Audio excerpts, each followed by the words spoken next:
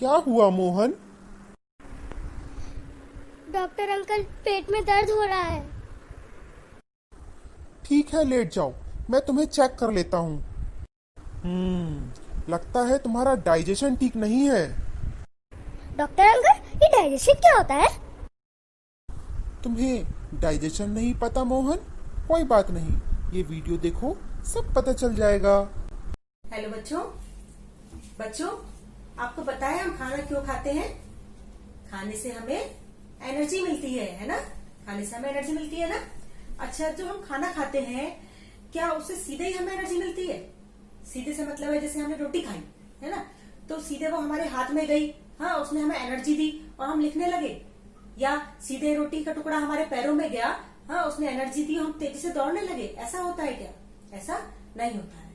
Energy देने से पहले खाना हमारा जो है 5 सिंपल फॉर्म्स में, जिन्हें हम क्या कहते हैं, न्यूट्रिएंट्स, है ना, न्यूट्रिएंट्स में टूटता है। कौन से है वो न्यूट्रिएंट्स? सबसे पहला है हमारा प्रोटीन। ठीक है, इन सबके बारे में आप थोड़ा थोड़ा जानते हैं पहले से, है ना? सबसे पहले प्रोटीन, दूसरा है कार्बोहाइड्रेट्स। कार्बोहाइड्रेट्स, तीसरा है फैट्स, चौथा है हमारा मिनरल्स, और पांचवा है विटामिन्स। ठीक है, तो ये खाना हमारा इन 5 न्यूट्रिएंट्स में हमारा टूटता है, तब हमारी बॉडी इसे यूटिलाइज करती है ना, तब हमें जाके एनर्जी मिलती है। ठीक है, तो इस प्रोसेस को, जो ये खाना हमारा इन 5 न्यूट्रिएंट्स में टूटा और बॉडी ने उसको यूटिलाइज किया, इसे हम क्या कहते हैं? डाइजेशन। ठीक है, तो आज हम इसी डाइजेस्टिव सिस्टम के बारे में जानेंगे। ठीक है, डाइजेशन को पढ़ेंगे। तो क्या होता है बच्चों, जब हम खाना मुंह में रखते हैं ना, सबसे पहले खाना हमारा कहाँ जाता है? माउथ में जाता है, मुंह में जाता है ना? तो मुंह में जाने के बाद आपको पता है ये कितनी लंबी यात्रा तय करता है?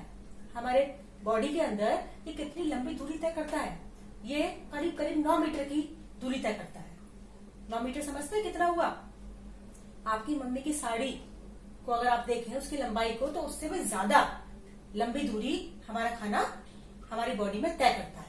ठीक है, कहां से कहां तक है देखो, या माउथ से लेके ये एनस तक। ठीक है, नीचे एनस है, यहाँ माउथ है, यहां से लेके यहां तक खाना हमारा करीब करीब 9 मीटर दूरी तय करता है। ठीक है, अब इस 9 मीटर की दूरी में क्या होता है खाने में? देखो, सबसे पहले क्या होता है, मुंह के अंदर हमारे ये ग्लैंड्स होती हैं। ठीक है, अब ग्लैंड्स क्या होती हैं? देखो, आपके आंसू आते हैं, है ना? तो आंसू कहां से आते हैं, कहां से निकलते होंगे आंसू? आंसू के लिए भी ग्लैंड्स होती है। ठीक है, उन ग्लैंड से आंसू निकलते हैं। वैसे ही हमारी बॉडी में जगह जगह ग्लैंड्स होती है। ठीक है, उनसे कुछ ना कुछ निकलता है। तो वैसे यहाँ ग्लैंड्स होती है। ठीक है, आपने देखा होगा कभी कि आपका बड़ा मनपसंद खाना बन रहा होता है या आपके आगे आता है, तो उसकी खुशबू से, खाना खाने से पहले ही आपके मुंह में पानी आ जाता है ना? तो वो क्या है? वो है सलाइवा, है ना, या लार जिसे कहते हैं। तो वो सलाइवा कहाँ से आई? वो एक ग्लैंड से निकाली है। ठीक है, ये ग्लैंड्स हमारे मुंह के अंदर होती है, जो ये सिक्रीट करती है या निकालती है क्या?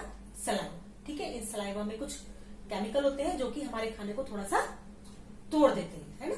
तो हमें, क्योंकि खाने को तोड़ना ही है, इन 5 तत्वों में तोड़ना है हमें खाने को।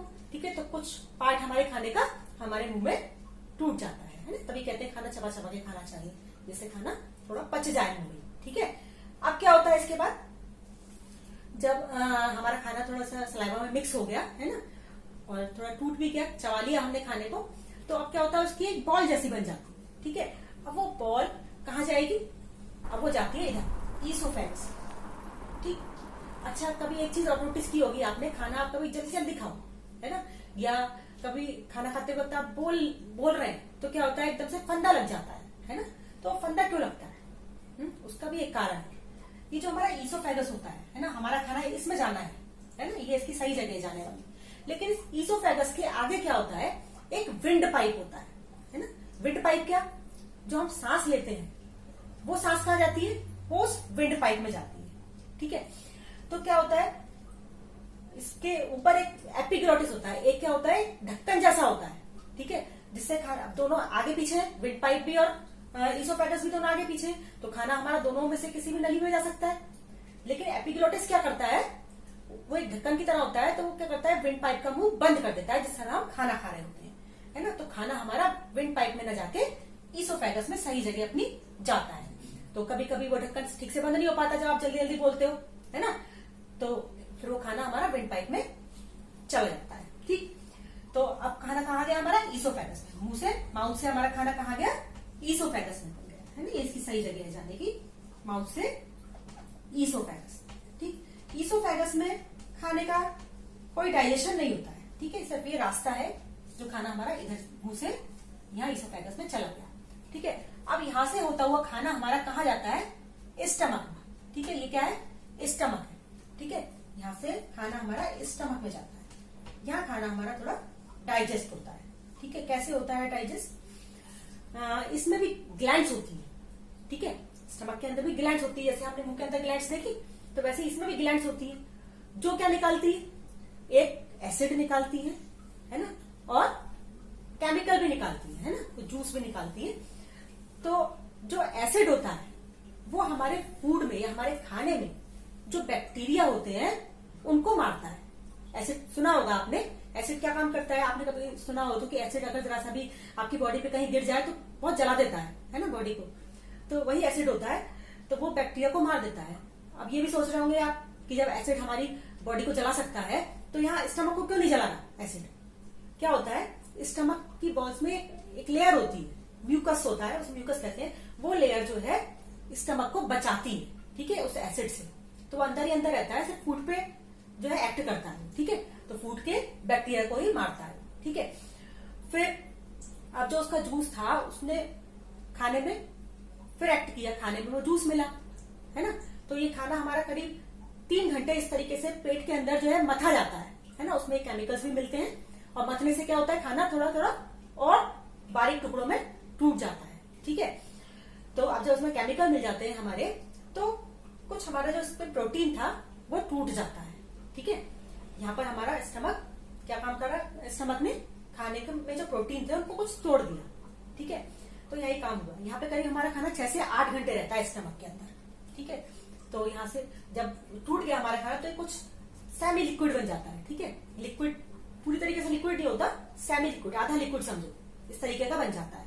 ठीक है, अब क्या होता है, यहाँ स्टमक से खाना हमारा अब कहाँ जाता है, अब जाता है हमारा स्टमक से खाना स्मॉल इंटेस्टाइन में। ये है स्मॉल इंटेस्टाइन। ठीक है, यहाँ क्या होता है, स्मॉल इंटेस्टाइन में क्या होता है, ये स्मॉल इंटेस्टाइन पहले जो होती है हमारी 22 फीट के करीब लंबी होती है। 22 फीट समझते हैं कितना हुआ, अगर हम लंबे लंबे 4 आदमियों को एक के ऊपर एक खड़ा कर दें, ठीक है, तो 22 फीट के होंगे। तो सोचो आप कितनी लंबी होती होंगी, है ना। तो ये जो है स्मॉल इंटेस्टाइन हमारी इतनी लंबी होती है, फिर ये कैसे हमारी बॉडी के अंदर अरेंज हो जाती है इतनी लंबी इंटेस्टाइन। तो क्या है, ये कॉइल के रूप में रहती है। कॉइल देखी है आपने, जैसे मोर्टीन कॉइल कभी देखी होगी आपने, जो मच्छर मारने की कॉइल होती है ना, कैसी होती है, घुमावदार होती है ना, उसी तरीके से ये भी हमारी बॉडी में अरेंज रहती है। तो इतनी लंबी इंटेस्टाइन हमारी बॉडी के अंदर आराम से अरेंज हो पाती है ना।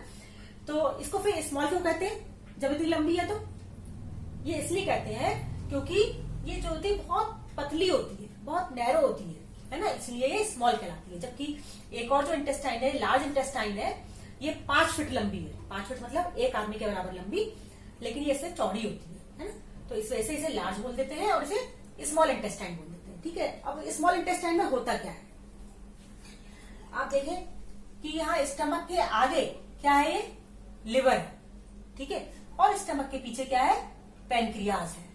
ठीक है, ये दोनों भी ग्लैंड्स हैं, जैसे मुंह के अंदर ग्लैंड थी, स्टमक में भी ग्लैंड थी, वैसे ये भी ग्लैंड्स हैं, है ना। ये भी क्या निकालती है, ये जो लिवर है हमारी, ये क्या निकालती है, बाइल निकालती है। ठीक है, तो इसमें बाइल निकलता है और वो कहाँ जाता है, यहाँ गॉल ब्लैडर में स्टोर हो जाता है। ठीक, तो और ये पैनक्रियाज, ये भी एक जूस निकालती है। ठीक है, तो उसमें भी कुछ एंजाइम होते हैं। तो ये जो पैनक्रियाज ने जूस निकाला और इसमें जो बाइल था वो कहाँ जाता है, हमारे स्मॉल इंटेस्टाइन में आ जाता है। ठीक है, और फूड में मिक्स हो जाता है, करीब 3 घंटे ये इसमें अच्छे से मिक्स होता है। ठीक है, तो यहाँ पर फिर खाना हमारा जो था इन न्यूट्रिएंट्स में टूट जाता है। 3 घंटे आराम से मिक्स होता रहता है और उसको खाने को तोड़ता रहता है। तो ये 5 न्यूट्रिएंट्स में टूट जाता है, बिल्कुल हमारे पतला एकदम पानी जैसा पेस्ट हमारे खाने का बन जाता है। उसमें न्यूट्रिएंट्स होते हैं, ये 5 न्यूट्रिएंट्स जो हमें चाहिए थे। ठीक है, हमारी बॉडी को अब्सॉर्ब करने के लिए, यूटिलाइज करने के लिए हमें न्यूट्रिएंट्स चाहिए थे। उसमें ये अब हमें यहां मिल जाते हैं स्मॉल इंटेस्टाइन में। ठीक है, अब क्या करती है ये स्मॉल इंटेस्टाइन, अब इन न्यूट्रिएंट्स को कैसे अपने अंदर सोखेगी। इसके अंदर क्या होता है, छोटी छोटी जैसे हमारी फिंगर्स होती है ना, तो बहुत छोटी छोटी फिंगर्स की तरह इसमें उभार होते हैं। ठीक है, उन्हें कहते हैं हम विली। ठीक, तो वो क्या काम करती है, वो इन न्यूट्रिएंट्स को अपने अंदर अब्सॉर्ब कर लेती है। अब्सॉर्ब समझते हैं, जैसे आपने कभी देखा होगा फोम का टुकड़ा देखा हो, है ना, या स्पंज हो, तो आप उसे अगर पानी के ऊपर रख दो तो क्या होगा, पानी उसके अंदर अब्सॉर्ब हो जाता है ना, सोख लेता है वो पानी को। वैसे ही ये जो विली होती है इसके अंदर, वो क्या करती है, ये जो न्यूट्रिएंट्स हमारे आए खाने में से निकलकर उनको अपने अंदर अब्सॉर्ब कर लेती है। फिर उन्हें कहाँ भेजती है, ब्लड, है ना, हमारे खून में भेज देती है। ठीक है, फिर हमारी बॉडी उसको यूज कर लेती है न्यूट्रिएंट्स को, है ना। तो अब यहाँ पे क्या हुआ, खाने का डाइजेशन पूरा हो जाता है हमारे इंटेस्टाइन में। अब जो हमारा अनडाइजेस्टेड फूड है, अनडाइजेस्टेड मतलब जो अभी पचा नहीं है ना, उसमें क्या होता है, उसमें कुछ एक्सेस वाटर होता है, एक्स्ट्रा वाटर कह सकते हैं, है ना। तो उस वाटर को कौन अब्सॉर्ब कर लेता है, ये लार्ज इंटेस्टाइन। ठीक है, क्या है ये, लार्ज इंटेस्टाइन। ये जो हमारे फूड में पानी जो एक्स्ट्रा वाला रह गया था, एक्सेस वाटर रह गया था, उसे ये अब्सॉर्ब कर लेती है। ये देखिए, ये पूरी लार्ज इंटेस्टाइन है, चारों तरफ स्मॉल इंटेस्टाइन के, ये पानी को अब्सॉर्ब कर लेती है। अब जो बिल्कुल अनडाइजेस्टेड फूड है ना, सेमी सॉलिड के रूप में बचा हुआ है, वो खाने को कहाँ भेज देती है अभी इंटेस्टाइन, यहाँ कहा, रेक्टम में। ठीक है, रेक्टम में भेज देती है। और जब ये रेक्टम हमारा फुल हो जाता है अनडाइजेस्टेड फूड से, तो क्या होता है, एनस के थ्रू अनडाइजेस्टेड फूड बाहर आ जाता है। ठीक है, कहा, एनस के थ्रू। ठीक है, ये फूड हमारा बाहर आ जाता है। इस तरीके से खाने की पूरी जर्नी या यात्रा पूरी हो जाती है। ठीक है, तो और इसमें अच्छा आप एक चीज और देख रहे होंगे, यहाँ क्या है, छोटी सी ट्यूब है। ठीक, इसे क्या कहते हैं, यह है अपेंडिक्स। इसका क्या काम है, इसमें बैक्टीरिया होते हैं, लेकिन कैसे बैक्टीरिया होते हैं, गुड बैक्टीरिया, अच्छे वाले बैक्टीरिया, जो हमारे खाने को डाइजेस्ट करने में हमारी हेल्प करते हैं, है ना। और हम उन्हें बदले में क्या देते हैं, हम उन्हें बदले में फूड देते हैं। ठीक है, तो इस तरीके से यहाँ के जो बैक्टीरिया है ये हमारी हेल्प करते हैं। ठीक है, तो एक बार और इसको देख लेते हैं, फूड की पूरी जर्नी एक बार और देख लेते हैं। माउथ में गया, माउथ से ईसोफेगस में गया, ईसोफेगस से स्टमक में गया, स्टमक से स्मॉल इंटेस्टाइन में गया, स्मॉल इंटेस्टाइन से लार्ज इंटेस्टाइन में गया, फिर लार्ज इंटेस्टाइन से रेक्टम में गया, रेक्टम से एनस के थ्रू बाहर आ गया। तो इस तरीके से फूड की जर्नी पूरी हो जाती है। ठीक है, थैंक यू। मोहन, तुम्हारी समझ में आ गया ना डाइजेशन क्या होता है? हाँ अंकल, मुझे डाइजेशन समझ आ गया है। और हाँ, डाइजेशन ठीक रखने के लिए खाना हमेशा ताजा व साफ सुथरा खाना चाहिए, और धीरे धीरे और चबाकर खाना चाहिए, और खाना खाते वक्त टीवी बिल्कुल नहीं देखना चाहिए। ठीक है, और टीवी या वीडियो गेम खेलने से अच्छा है कि बाहर जाकर खेलना चाहिए। और हाँ, रोज हमें योगा और एक्सरसाइज भी करनी चाहिए, और रात को खाना खाने के बाद थोड़ी देर टहलना चाहिए। ठीक है? ठीक है अंकल, अब मुझे सब समझ आ गया। अब मैं इन सब बातों का अच्छे से ध्यान रखूंगा। Thank you doctor uncle.